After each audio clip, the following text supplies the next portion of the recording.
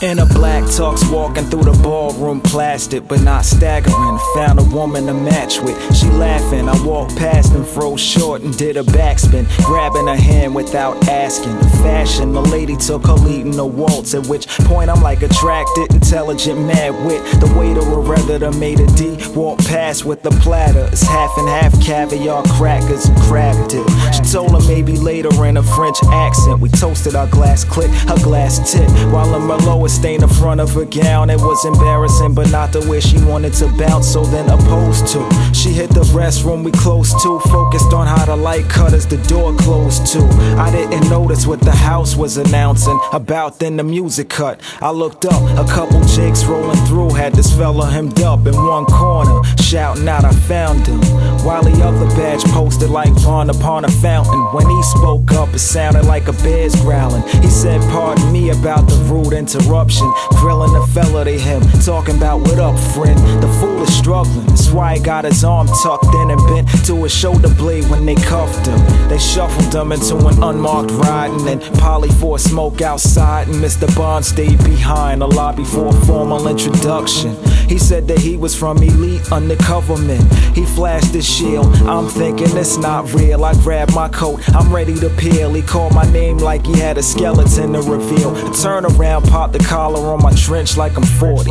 Water, he said, Haas, I'm in the plaza 4 deep in this room alone. You never make it if you run. I'm like, run, trying to figure why you looking for me. I'm clueless. He said, let's talk, well let's do it. We headed to the terrace, it was beautifully moonlit. And man eater, you were by the bathroom with this lady Cashmere, and she's wanted by the law. Her accomplice is who we arrested back there. I threw a blank stares when he replied. We kept tabs on all of her contacts from the past year. Look, I just met Cashmere tonight. He's like, you don't realize she knows you well. Your eyes meet in the street, you sleep in the same hotels. She moves like campfire ghost tales, it's obvious. He said she would've got me touched, a concept I'm unwilling to grasp a clutch.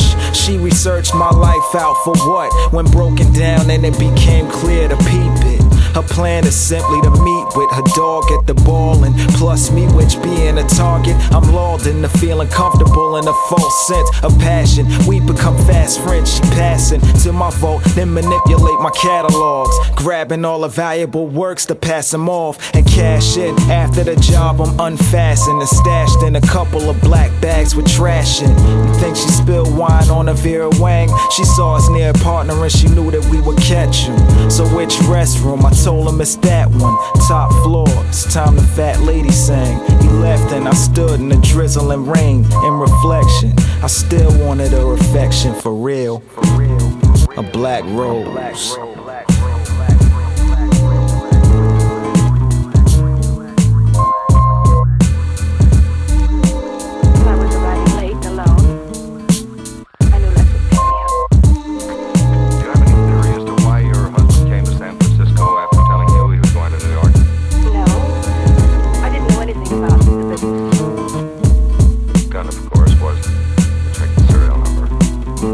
Funny that no powder burns on the coat.